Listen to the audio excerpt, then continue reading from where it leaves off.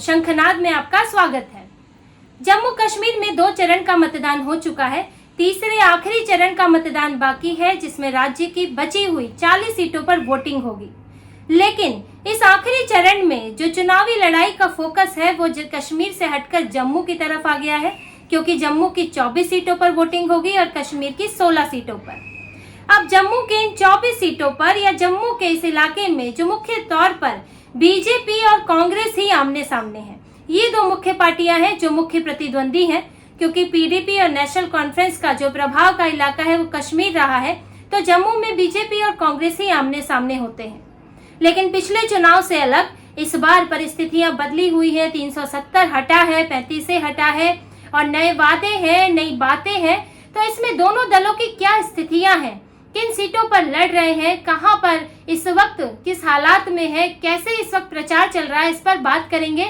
लेकिन अगर हम पिछले परफॉर्मेंस को देखें, क्योंकि पिछली स्थितियां आज की योजना में, रणनीति में मायने रखती हैं, तो पिछला परफॉर्मेंस अगर हम देखें तो उसमें बीजेपी चाहे विधानसभा हो या लोकसभा हो उसमें आगे रही है। कांग्रेस के मुकाबले उसने ज्यादा सीटें हासिल की है, चाहे 370 हटने से पहले विधानसभा का चुनाव हो या हटने के बाद यहाँ लोकसभा का चुनाव हो। पिछले आंकड़ों के हिसाब से आप जरा प्रदर्शन देखिए। 2014 के विधानसभा चुनाव में बीजेपी को 25 सीटें मिली थी, सारी जम्मू से थी।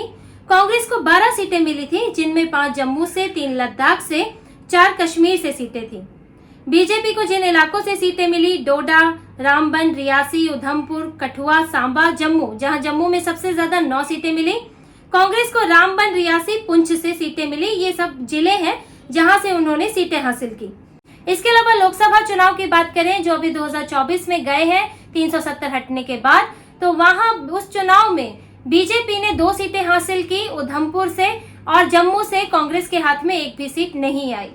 तो पिछले प्रदर्शनों में देखें तो बीजेपी का पलड़ा भारी रहा है। हालांकि इस बार कांग्रेस भी जोर दे रही है, दोनों पार्टियां लगी हुई है।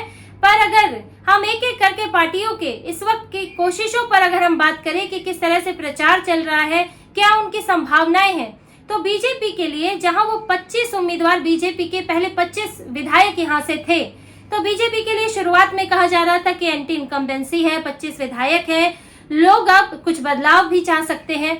लेकिन बीजेपी ने जिस तरह से प्रचार किया है और जैसे वहां पर उम्मीदवार बदले हैं तो हालात बदल गए हैं। लगातार बीजेपी आक्रामक तरीके से प्रचार कर रही है। पीएम मोदी गए हैं, जेपी नड्डा, अमित शाह, और यहाँ तक कि सीएम योगी को भी प्रचार के लिए वहां पर भेजा गया है। तो वहां से बीजेपी ने बड़ा ही एग्रेसिव तरीके से अपना चुनाव अभियान रखा है। कई पुराने लोगों के टिकट काट के नए लोगों को वहां पर टिकट दिया है, जिसके कारण जब लिस्ट जारी हुई थी तो विरोध भी हुआ था। लेकिन उसका फायदा ये मिला है कि पुराने चेहरे हट गए हैं, नए चेहरे आ गए हैं, तो एंटी इनकम्बेंसी का सामना कम करना पड़ेगा।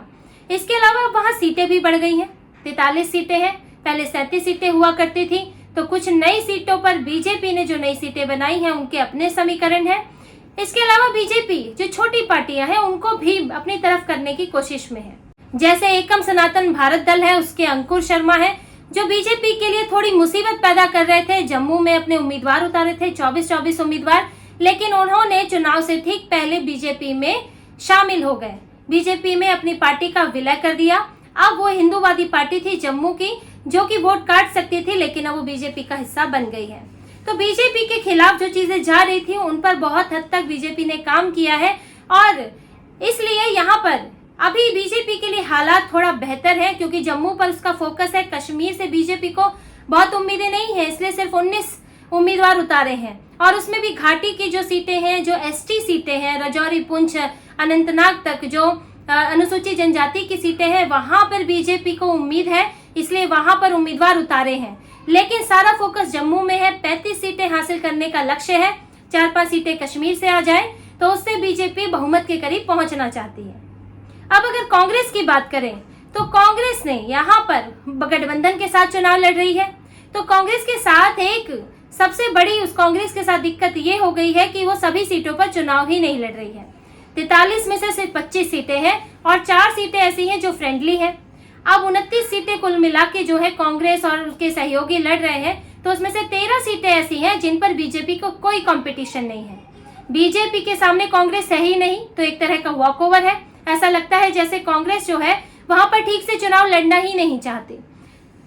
कांग्रेस क्योंकि पुरानी पार्टी है, जम्मू में ऐसा नहीं कि कांग्रेस का आधार नहीं है, लेकिन स्थितियां इस वक्त ऐसी हैं कि वहां के लोग शिकायत कर रहे हैं, स्थानीय कार्यकर्ता शिकायत कर रहे हैं कि कांग्रेस वहां पर गंभीरता से प्रचार नहीं कर रही है।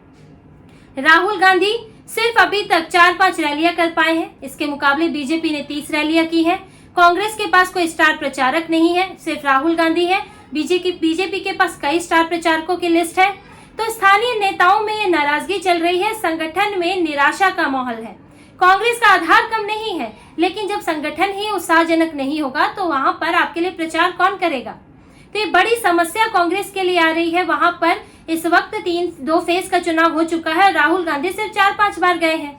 और ये बात सिर्फ वहां के कांग्रेस के नेता नहीं, उमर अब्दुल्ला ने भी बोली है, जो कांग्रेस के सहयोगी दल है। उन्होंने ये बात बोली है कि राहुल गांधी जम्मू में ज्यादा प्रचार करें, कश्मीर से कम प्रचार करें। जम्मू में आपका फोकस ज्यादा है, और वैसे भी कांग्रेस को सीटें जम्मू में इसलिए दी गई है ताकि वो बीजेपी के वोट काट सके। 25 सीटें देने का मकसद ही यही है कि कुछ सीटें जीते, कुछ पर वोट काटे, ताकि बीजेपी का जो यहाँ का समीकरण है जम्मू का वो हिल जाए। लेकिन क्योंकि राहुल गांधी वहां प्रचार ही नहीं कर रहे हैं, 10 दिन अमेरिका गए, 4-5 दिन भारत में गायब रहे, फिर हरियाणा गए, तब जाके अब वो जम्मू आए हैं। तो कांग्रेस के लिए की बड़ी मुसीबत बनी हुई है कि स्टार प्रचारक है नहीं, जो प्रचारक है वो गायब है, और राहुल गांधी वहां पर रैलियां कम कर रहे हैं। और देखिए, कांग्रेस में प्रियंका गांधी भी हैं, लेकिन प्रियंका गांधी को करने नहीं दी जाती, क्योंकि राहुल गांधी कम दिखे, प्रियंका ज्यादा दिखने लगे तो अलग समस्या है।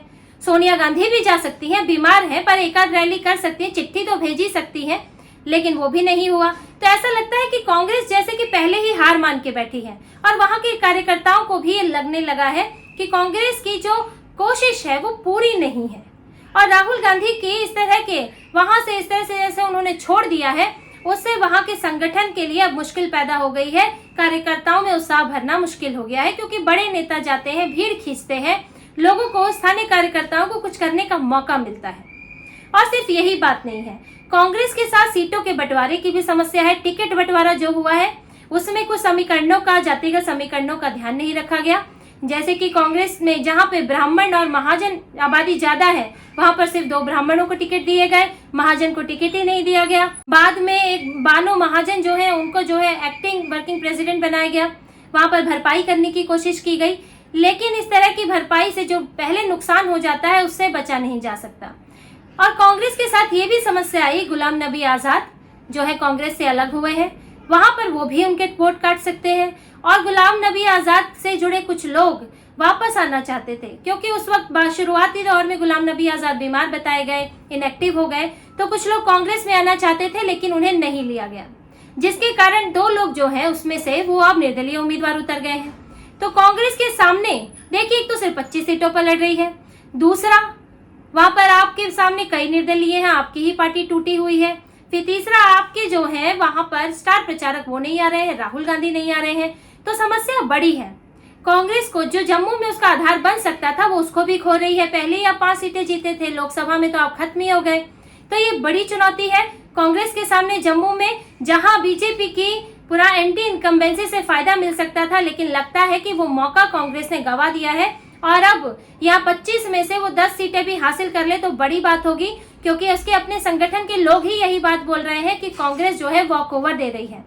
और देखिए, हार को देखते हुए उमर अब्दुल्ला ने भी कांग्रेस पर ठीकरा फोड़ना शुरू कर दिया है। जो उन्होंने बात फोन पर राहुल गांधी से कही, वो बात बाहर आई कैसे। उमर अब्दुल्ला भी डरे हुए हैं कि कश्मीर में सीटें अगर नहीं मिली, क्योंकि मुकाबला कड़ा है, 400 से ऊपर निर्दलीय है, तो आपको अगर जम्मू में कांग्रेस का परफॉर्मेंस अच्छा नहीं रहा तो हार का ठीकरा फोड़ेंगे किस पे। इसलिए अभी से राहुल गांधी को इल्जाम देना शुरू कर दिया है कि ये रैली नहीं कर रहे हैं, प्रचार नहीं कर रहे हैं। तो सबको कोई ना कोई जस्टिफिकेशन तो चाहिए, अपने कार्यकर्ताओं को भी खुश करना होता है। तो गठबंधन में भी दरार दिखने लगी है, ठीकरा फोड़ने की कवायद चल रही है। हो सकता है उमर अब्दुल्ला गठबंधन ही तोड़ दे, इंडिया अलायंस से अलग हो जाए और बीजेपी को कुछ बाहर से सपोर्ट कर दे, अगर सत्ता में आती है तो। सत्ता में आ गए तो एक अलग बात है, लेकिन फिलहाल जम्मू की सीटों पर, कश्मीर के अगर छोड़ दें, जम्मू की सीटों पर देखें तो बीजेपी अच्छा परफॉर्म करती हुई दिख रही है। हालात अच्छे हैं क्योंकि चुनौती कम है। कांग्रेस कई सीटों पर है ही नहीं, जिन पर है वहां चुनौती भी देने लायक नहीं है। और बीजेपी ने वहां पर निर्दलीयों के साथ, हाँ, जो वहां निर्दलीय खड़े हैं वो बीजेपी के लिए जरूर चुनौती है। कुछ ऐसे हैं जो बीजेपी से ही अलग होके वो वहां पर निर्दलीय खड़े हो गए हैं। तो ये चुनौतियां हैं बीजेपी के सामने, लेकिन कांग्रेस एक बड़ी चुनौती बनकर नहीं उभर रही है। और इसका अब जम्मू में जब नतीजे आएंगे तो उस पर तो साफ पता चलेगा कि स्थिति क्या होगी। लेकिन जो नतीजों से पहले की चुनावी लड़ाई होती है, उस लड़ाई में कांग्रेस कहीं धराशायी होती दिख रही है। तो इसी तरह की और खबरें और विश्लेषण आपके लिए लाते रहेंगे। हमसे जुड़े रहिए, सब्सक्राइब कीजिए, कमेंट कीजिए। बहुत बहुत धन्यवाद। जय श्री राम।